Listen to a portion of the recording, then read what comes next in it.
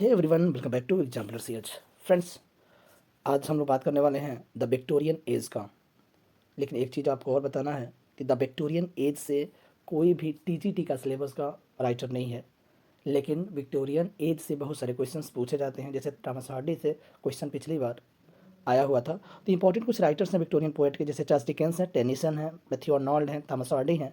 इस तरह कुछ प्रोमिनेंट जो है राइटर हैं, उनकी चर्चा करेंगे वन लाइनर के थ्रू। आइए शुरू करते हैं video. The Victorian age 1837 to 1901। Question number 1, in which novel of Dickens do the characters Gradgrind, Bounderby and Sissy Jupe. तो कह रहा है किस कैरेक्टर से, यानी कि किस नॉवेल से लिया गया है ये जो कैरेक्टर्स हैं। तो कह रहा है कि हार्ड टाइम से लिया गया है। और चार्ल्स डिकेंस का यह एक नॉवेल है जो 1854 में पब्लिश हुआ था फ्रेंड्स। ठीक है, next, Arabella Donn is a character in Jude the Obscure. जो जूड द एब्सक्योर है, ये आया था, पब्लिश हुआ था 1895 में फ्रेंड्स। इस बात को ध्यान रखिएगा। और ये है बाई हार्डी। हार्डी के द्वारा यह भी एक नॉवेल है, जूड द एब्सक्योर। ठीक है, 1895 में। क्वेश्चन नंबर नेक्स्ट की बात करें, the lights begin to twinkle from the rocks, the long day wanes, the slow moon climbs, the deep moans round with many voices. तो कह रहा है कि यह जो लाइन है, the lights begin to twinkle from the rocks, the long day wanes, तो कह रहा है कि कहाँ से लिया गया है, तो यूलिसस से लिया गया है। ठीक है, और यह यूलिसस पोयम है, और आप कह सकते हैं आया था 1842 में बाई एल टेनिसन। क्या? टेनिसन। ठीक है, ध्यान रखिएगा। Which literary period does the most prolific novelist Charles Dickens belong to. तो कह रहा है कि इतने बेहतरीन नॉवलिस्ट चार्ल्स डिकेंस हैं, किस पीरियड से बिलोंग करते हैं, तो विक्टोरियन है। और विक्टोरियन का जो एज है 1837 to 1901। आगे कह रहा है कि थायरसिस की बात करता है फ्रेंड्स। थायरसिस जो है एक एलजी है। ठीक है, और लिखा गया है किसके द्वारा, मैथ्यू आर्नोल्ड के द्वारा। मैथ्यू आर्नोल्ड के द्वारा लिखा गया है।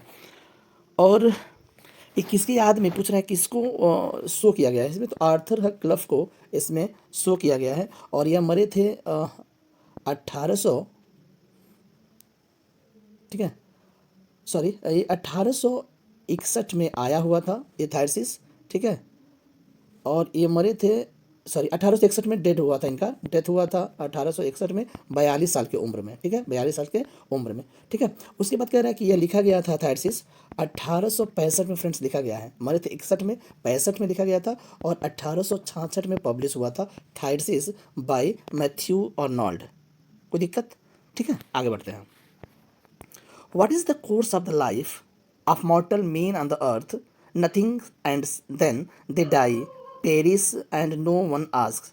तो फ्रेंड्स, यह जो लाइन है ना, वो रग्बी चैपल से लिया गया है। और रग्बी चैपल भी एक एलजी के रूप में आता है बाय मैथ्यू आर्नोल्ड। ठीक है, ये स्पेशल पर्सनल एलजी है जो उनके पिता के डेथ पर लिखा गया था। ठीक है, उनके पिता का नाम आपको बताता है थॉमस आर्नोल्ड था। थॉमस आर्नोल्ड जिसे हम बोलते हैं, मैथ्यू आर्नोल्ड के पिता का नाम, और रग्बी चैपल उन पर बेस्ट है। ठीक है, ये पर्सनल एलजी है और लिखा गया है मैथ्यू आर्नोल्ड के द्वारा। क्वेश्चन नंबर नेक्स्ट की बात करें, which poem of Tennyson does start with the heroic line. अब लाइन सुनिएगा, courage he said and pointed towards the land, the lost, sorry, the Lotus Eater की बात कर रहा है। और द लोटस ईटर जो है ना, वो 1832 में पब्लिश हुआ था फ्रेंड्स, ध्यान रखिएगा। 1832 में। और एक और इसका रिवीजन हुआ था 1842 में, एक रिवाइज इसका एडिशन आया था, ध्यान रखिएगा। The references of Hinksey, Sibylla and Ilsley Downs appear in. तो कह रहा है कि जो कैरेक्टर हैं हिंक्सिस, सिबिला और एल्सली डाउन्स जो है थायरसिस से लिया गया है। और थायरसिस की हमने अब आपको बताया है पब्लिश कब हुआ था, 1866 में। ठीक है, 1866 में पब्लिश हुआ था, ध्यान रखिएगा। और यह भी एलजी है, और लिखा गया क्या है, आर्थर क्लफ पे लिखा गया है। ठीक है, आगे करें कि Charles Dickens Little Dorrit is an attack upon the Marcelsa, the debtor prison and the system that is responsible for its existence. देखिए फ्रेंड्स, जो लिटिल डोरिट है ना, इंपॉर्टेंट है। ये लिखा है, एक नावल है। क्या है ये, ध्यान रखिएगा, एक नावल है। और नावल जो लिखा आया था यह 1855 से 1857 के बीच में आया था।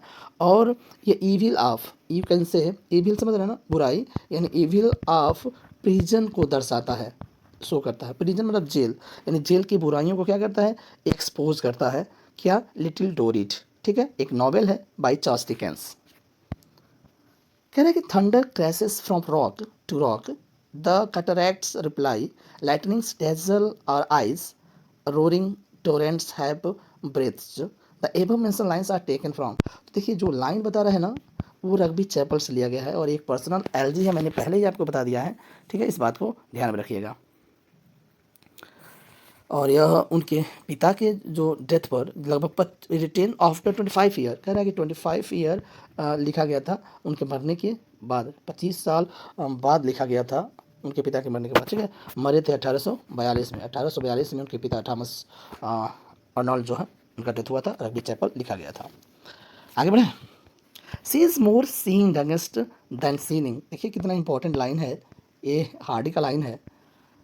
She is more seen again that sinning is a remark made in a favor of one of the famous heroine of the Thomas Hardy.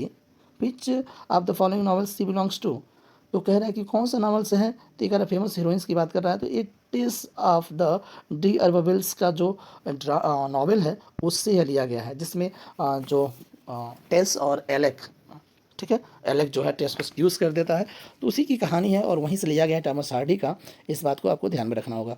टेस की बात, अगर बात इसको और एक्सप्लोर करते हैं तो फ्रेंड्स, आया था 1891 में और एक मास्टर पीस माना जाता है टॉमस हार्डी का novel Tess of the d'Urbervilles, 1891 में by Thomas Hardy. Gabriel Oak is a character in, Gabriel Oak के बारे में बात करते हैं। Far from the madding crowd, कहाँ से लिया गया है, far from the madding crowds, ये आया था फ्रेंड्स 1874 यानी 1874 में। और यह पस्टोरल नावल बोलते हैं, क्या बोलते हैं फ्रेंड्स, पस्टोरल नावल बोलते हैं, इसको ध्यान रखिएगा, ठीक है। और क्या है, far from the madding crowd. Question number next की बात करते हैं। From which following poems the given lines have been taken, line क्या है, ध्यान से देखिए। Tears, all tears, I know not what the mean. Tears from the depth of some divine despair rise in the heart and gather to the eyes. ये है friends the princess से, ठीक है, ध्यान रखिएगा, the princess. The famous character Grace Melbury, Giles Winterborne appear in Hardy novels. तो कह रहे हैं द वुडलैंडर्स जो है ना नावल, थॉमस हार्डी का नावल है, ये कैरेक्टर उसमें शोक किए गए हैं या सीन किए गए हैं या दिखाए गए हैं या देखे गए हैं, जो भी है, ठीक है। तो इस बात को ध्यान रखिएगा, द वुडलैंडर्स, ठीक है। आगे बढ़े। नेक्स्ट है कि which poet has written the lines given below, the blow bugle blow set the wild echoes flying, blow bugle answer echo dying dying dying. देखिए इंपॉर्टेंट लाइन हो सकता है, टेनिसन की लाइन है, ठीक है, ध्यान रखिएगा, टेनिसन की लाइन है। आगे बढ़ते हैं, क्वेश्चन नंबर नेक्स्ट की बात करते हैं फ्रेंड्स। हाँ, the pre Raphaelites movement in literature was basically inspired by, कह रहा है कि ये फ्री रेफ्लाइट्स जो मूवमेंट था ना, किससे मूलतः इंस्पायर्ड हुआ है, तो जो पेंटिंग है ना, पेंटिंग से ज़्यादा इंस्पायर हुआ है। In which year was the pre Raphaelites brotherhood establish, देखिए प्री रेफ्लाइट्स ब्रदरहुड कब इस्टेब्लिश हुआ, तो 1848 की बात करता है फ्रेंड्स, ध्यान रखिएगा, 1488। आगे कह रहा है कि which was the first publish novel of Thomas Hardy. अच्छा, टॉमस हार्डी का पहला पब्लिश नॉवेल पूछ रहा है, तो डिस्परेट रेमेडीज़ की हम बात कर लेंगे, डिस्परेट रेमेडीज़। बढ़े आगे। Who is the author of the poem Sohrab and Rustam, तो सोहराब और रुस्तम के बारे में बता दें फ्रेंड्स, यह एक नैरेटिव पोएम है, क्या है, मैथ्यू अर्नोल्ड के द्वारा। और इस बात को ध्यान रखिएगा, ये मैथ्यू अर्नोल्ड के द्वारा, रुस्तम जो है ना, थोड़ा सा कुछ इसके बारे में फैक्ट आपको हम बता दें, सोहराब और रुस्तम के बारे में हम लोग पढ़े हैं कहानियाँ, नैरेटिव पोएम्स हैं, और पब्लिश हुआ था फ्रेंड्स 1853 में। कब हुआ था, 1800, हाँ, हुआ था 1853 में पब्लिश हुआ था सोहराब एंड रुस्तम। और कह रहा है कि लगभग जो लाइन है 892 लाइन है इसमें, 892 लाइन है। और साथ ही साथ बता दें, ये लिया जो गया है सहनामा से लिया गया है फ्रेंड्स। ये सोहराब और रुस्तम की जो पोयम है ना, वो एक सहनामा है। सहनामा फिरदौसी का लिखा हुआ एक बुक है, और सहनामा से यह लाइन को लिया गया है, सोहराब एंड रुस्तम। और इसमें बता रहे हैं ना, जो हार्स है, रुस्तम का एक हार्स है, क्या, रुस्तम का एक हार्स जो घोड़ा है, उसका नाम रुक्स रहता है, रुक्स। ध्यान रखिएगा, कुछ फैक्चुअल चीज़ें हैं इसके साथ साथ, लेकिन ध्यान रखिएगा सोहराब एंड रुस्तम जो है मैथ्यू आर्नोल्ड के द्वारा लिखा गया है। आगे बढ़ें। द रिफ्रेंस ऑफ फेथफुल सिफर्ड की बात कर रहा फ्रेंड्स, अपीयर्स इन विच पोयम, तो रग्बी चैपल की हम बात करते हैं, और ये पेस्टोरल एल्जी है, लिखा गया है चार्ल्स डिकेंस के, सॉरी मैथ्यू आर्नोल्ड के पिता के डेथ पर लिखा गया है। पेस्टोरल एल्जी है by Matthew Arnold. Any problem? Okay. In which text the petty delusions and ambitions of human kind are washed over by rick forces, तो ये कह रहा है कि इन विच किस टेक्स्ट से लिया गया है, तो द डायनास्ट जो है ना, डायनास्ट से लिया गया है, इसको भी आप ध्यान रखिएगा। What is the name of Greek tragedy written by Matthew Arnold, तो कह रहा है कि ग्रीक ट्रेजेडी के बारे में पूछ रहा है, कौन सा ऐसा ट्रेजेडी जो मैथ्यू आर्नोल्ड के द्वारा लिखा गया है, तो है मीरोप। क्या है? मीरोप है। इंपॉर्टेंट फैक्ट्स है, ध्यान रखिएगा। The famous character Grace Melbury, कौन है? Grace Melbury, Giles Winterborne appears Hardy novel, तो हार्डी नॉवल से तो द वुडलैंडर्स की हम बात कर चुके हैं, ध्यान रखिएगा। द प्रोटोगनिस्ट, हाँ थोड़ा सा, हाँ यहाँ से, the protagonist writes a letter of confessions but it gets lost under the carpet only to be found on the wedding day. Who is the protagonist, तो टेस की बात कर रहा है। प्रोटोगनिस्ट है जो टेस की जो हीरो कह सकते हैं, वो टेस द अल्बर्ट्स जो है, उसकी जो हीरो है वो टेस ही है। ठीक है, कह रहा है कि लिखती है एक confession letter but it gets lost under the carpet, लेकिन एक कारपेट नीचे खो जाता है, only to be found the wedding day, और ये पाया कब जाता है, तो वेडिंग डे, उसके शादी के दिन पाया जाता है। वो प्रोटोगनिस्ट कौन है, तो टेस है, बाय थॉमस हार्डी। नेक्स्ट है कि द टच स्टोन मेथड, ये मैथ्यू आर्नोल्ड का एक टर्म कह सकते हैं, मैथ्यू आर्नोल्ड का, ध्यान रखिएगा, मैथ्यू आर्नोल्ड के द्वारा लिखा गया है touch stone method. The character fog appears Dickens novel, तो कह रहा है जो फॉग है ना, फॉग वो पिकविक पेपर से लिया गया है, एक कैरेक्टर है by Charles Dickens. Clear friends? कुछ मेमोरेबल पॉइंट्स की बात कर लेते हैं फटाफट अंदाज में। कह रहा है कि Rugby Chapel is one of the well known elegies of Matthew Arnold, जितने भी मैथ्यू आर्नोल्ड ने एल्जी लिखा है उसमें से सबसे शानदार माना जाता है। In this poem the poet commemorates his illustrious father, अपने पिता को संबोधित किया गया इसमें उनके डेथ पर। His father was symbol of purity, उनके पिता जो किसके प्रतीक हैं, प्योरिटी के, और मॉरल अर्नेस्टनेस का। ठीक है, ये भी ध्यान रखिएगा। ग्रेट एक्सपेक्टेशन की बात करता है, is a novel of adventure. He toured America at the invitation of Washington Irving in 1841, ये भी ध्यान रखिए। He visit America for the second times 1867 to 1868. He died 1870 uh, over his unfinished novel Edwin Drood, ध्यान रखिएगा, unfinished novel है Edwin Drood, Matthew Arnold का, was laid rest in Westminster abbey. ठीक है, ध्यान रखिएगा। इंपॉर्टेंट फैक्ट्स है friends, आइए आगे बढ़ते हैं।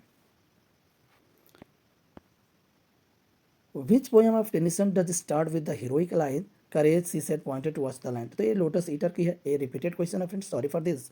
Tennyson was appointed the poet laureate in the year 1850, यानी after death of William Wordsworth, जब विलियम वर्ड्सवर्थ का डेथ होता है उसके बाद 1850 से ये बैठ जाते हैं पोएट लॉरेट के रूप में। ठीक है, और 1843 से 1850 का जो पोएट लॉरेट सीट था वह वर्ड्सवर्थ के पास था।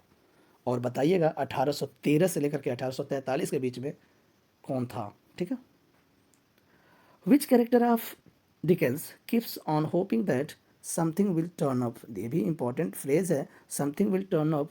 तो ये कह रहा है मैकाइवर जो है एक कैरेक्टर है जो ऐसा रखता है उम्मीद कि समथिंग विल टर्न अप, यानी जरूर कुछ बदलेगा। ठीक है, आगे बढ़ते हैं। कह रहा है क्वेश्चन नंबर नेक्स्ट है कि थायरसिस वाज रिटेन बाय आर्नोल्ड, सही है। एलजी भी है। कॉमेरेटेड हिज फ्रेंड्स आर्थर हैकलफ, ये भी सही है। हैड डाइड 1861, ये भी सही है। उम्र क्या है? 42 साल में, पहले ही बता दिया था इस क्वेश्चन को, ध्यान रखिएगा। For the word which seems to lie before us like a land of dreams is taken from the poem Matthew Arnold, आप बताइएगा किस किस पोएम की लाइन है, इंपॉर्टेंट लाइन है, ध्यान रखिएगा। For the word which seems to lie, उस संसार के लिए जो कैसा प्रतीत होता है, झूठ प्रतीत होता है, कब? बिफोर अस में, हमारे से पहले, like a land of dreams, यानी सपनों की जो धरती है ना, उसकी तरह हमारे सामने वो झूठ दिखाई देता है। ये लाइन है मैथ्यू आर्नोल्ड का, आप बताएंगे पोएम का नाम। Which work by Thomas Hardy appeared anonymously in 1871 अर्थात 25 मार्च, तो कह रहा है कि डिस्परेट रेमेडी की बात करता है, और डिस्परेट रेमेडी जो है ना, एटा मसाडी का बता रहा फर्स्ट पब्लिश्ड नॉवेल है फ्रेंड्स। ठीक है, ठीक है, रहने देते हैं, मिलते हैं नेक्स्ट कुछ और एमसीक्यू सॉरी ऑनलाइनर के साथ विक्टोरियन एज से related. Thank you friends for this watching video and I hope आपको थोड़ा सा ज़रूर कुछ बेहतर फील हुआ होगा। मैं चाहता हूँ आप थोड़ा सा वीडियो को ज़रूर लाइक और शेयर कर दें। Thank you, bye bye.